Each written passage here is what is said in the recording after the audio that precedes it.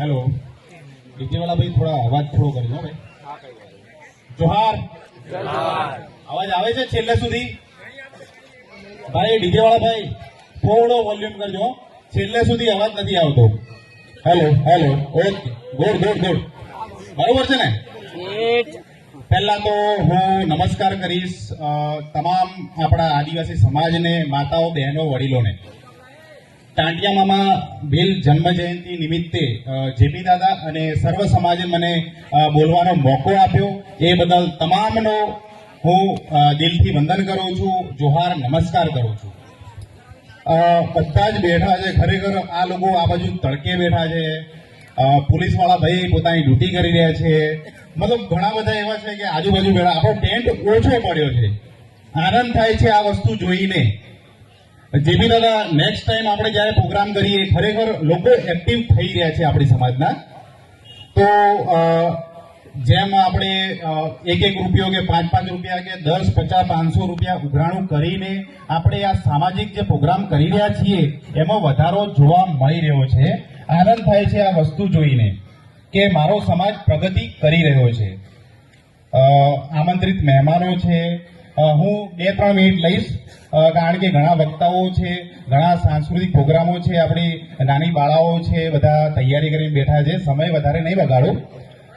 normal મુદ્દા પર વાત કરીશ કે અત્યારે આપણી સમાજ હું એવું નથી કહેતો કે પછાત છે આગળ પડતા ઘણા છે બરોબર છે એક મુદ્દો લઈશ કે હવે ગુજરાતમાં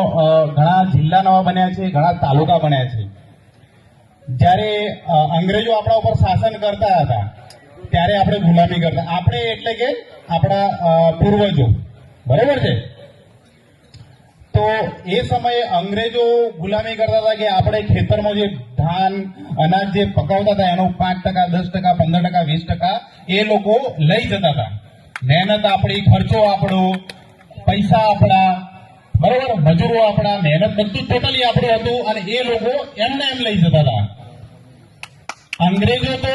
ફિક્સ હતું કે એમનું મહેનતાણું કે 25-30% લઈ જતા હતા પણ અત્યારના જે કાળા અંગ્રેજો છે આપણી જોડે જે લઈ જાય છે એમનું કોઈ મતલબ ટકાવારી નક્કી જ નથી સમજો છો મારી વાત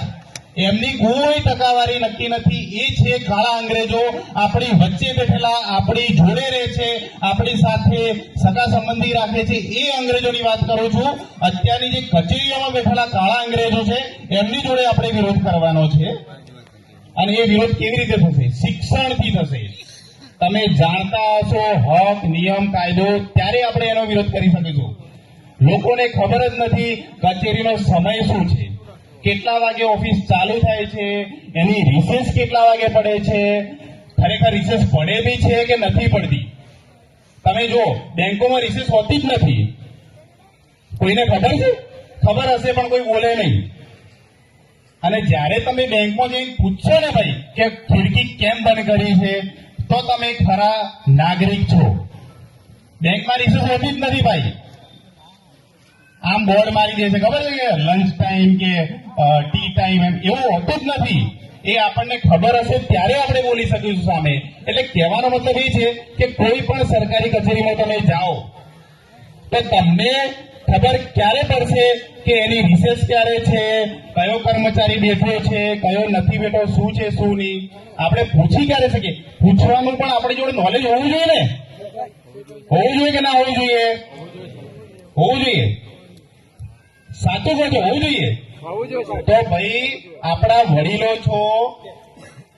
માતાઓ બહેનો પોતાના સંતાનને સ્કૂલે પહેલા મોકલો બરોબર છે શિક્ષણ હશે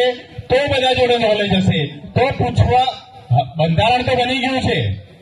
26મી જાન્યુઆરી 1950 એટલે કે આ જે 26મી જાન્યુઆરી આજે ઝંડો ફરકાયો છે ને